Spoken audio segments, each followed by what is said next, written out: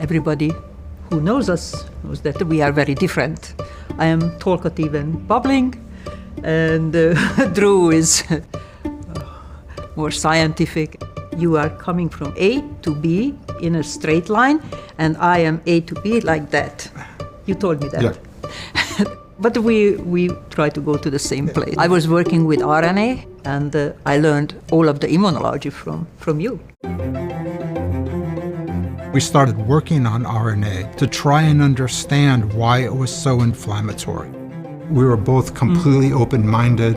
Any data that we didn't understand, and there was a lot of it, we sat down, we kept doing experiments, we kept getting results, we kept getting excited by the results.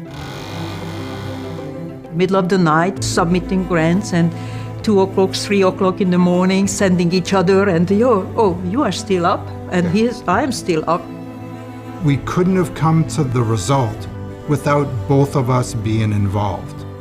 I was making the RNA, and Drew was checking whether it is immunogenic, not immunogenic. Then he got the data, and we leaned over, and we tried to understand and make sense of it. Finally, we figured out how to make it non-inflammatory. And then our mind was all over the place. Just going in every direction, thinking a year in the future. We just were amazed that, oh my God, this is what it means.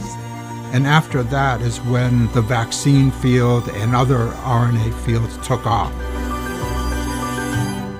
Coronavirus officially hitting the U.S. Cases here in the U.S. have exploded. All-time highs today in many locations. When we started this, we weren't thinking about curing pandemics. We were thinking about making new vaccines. Seeing the phenomenal success of vaccinated people being protected gives me incredible amounts of joy.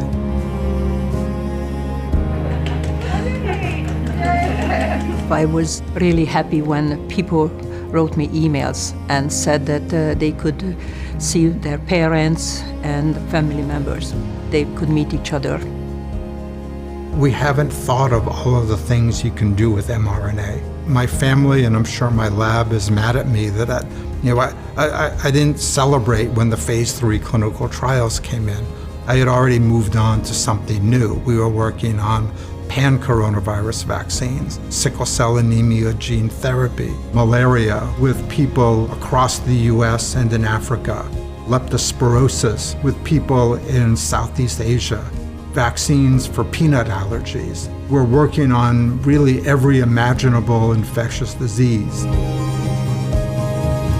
I was always interested about this fragile molecule, this RNA, and still today I am following scientists discovering new things, and I am just fascinated, just like an exciting crime story, and I am so glad that it eventually helps humanity.